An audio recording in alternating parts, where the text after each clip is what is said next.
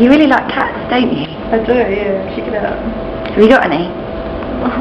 Starting off on common ground there. Sorry, I'm totally obsessed with cats. It's cruel for me to keep. I suppose. I travel all the time. I'm not even from here. You know, if I had a cat, it would die. No one would feed it.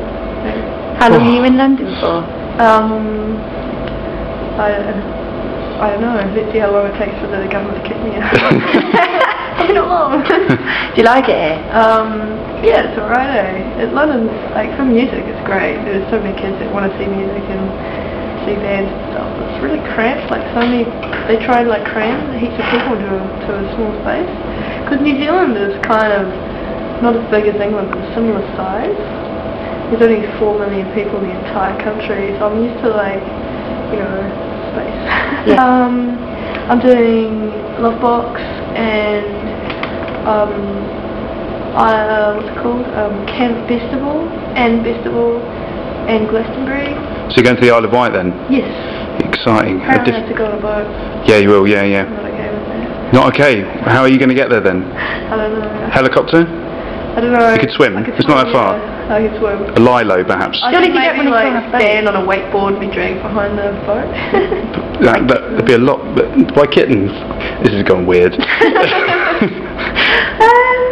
So Ladyhawke, I tried googling you quite a bit, but obviously the Michelle Pfeiffer film comes up quite a lot. Is that what inspired you to call yourself that? Yeah, it was. Yeah. What was the film about? It's about Michelle Pfeiffer. It was a documentary. It was a documentary about her life in some fantasy world.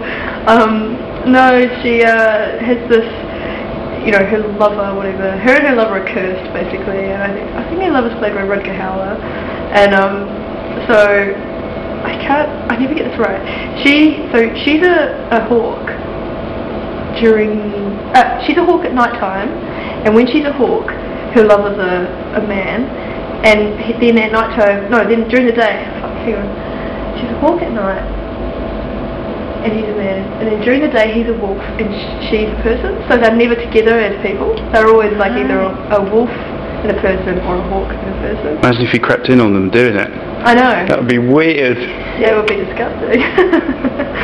Yeah. So what happens in the end? Well, there's this like amazing battle, like in this big kind of churchy. It must have been filmed in England somewhere, because it looks all English and shit, I don't know.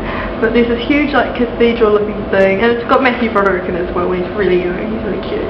And there's this huge epic battle, but they basically have to, fuck, I can't remember, I haven't seen it in ages, but they have to get this, something has to happen.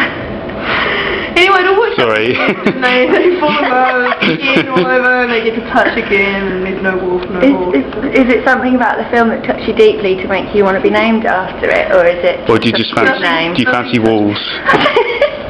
Nothing touched me deeply. I don't know. I thought basically the movie's really cheesy, and I'm into fantasy and sci-fi and all that kind of nerdy stuff, and the soundtrack throughout the whole movie is really, I can't remember the name of the guy who does it. Seems to be the theme with me, I can't remember. But, it's synths the whole way through, really epic. Vangelis? Huh? Vangelis? The guy who did Blade Runner? No, it's not that dude. Okay, sorry, carry on. That's not the guy. Yeah, whoever the dude was, he won an Oscar for it anyway, but it's so bad. But when I say bad, I mean good. Like, bad but good. Anyway, it was so cheesy, and I knew that I was kind of cheesy, so I thought I should be called Ladyhawke as a homage. So you got the single Paris is Burning. Mm-hmm. Could be a yes or no answer. Is it about Paris being on fire? It is not about Paris being on fire. What's it about? It's about a really crazy weekend I spent in Paris about this time last year, and I'd never been before, and a really old friend of mine I've known for about 4 years, Soko, she's like a folk artist. Yeah. She called me up, like, you should come and stay with me for a weekend in Paris.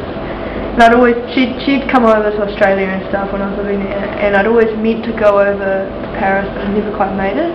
So I was really stressed out, and I was in the middle of making the album, and so I totally left it to chance, and I went there, and the minute I got there, she busted out these like bottles of champagne that someone had sent her. She's an actress as well, so she went to some party, and they were like, oh my god, thank you for turning up to our party, here's a crate of champagne.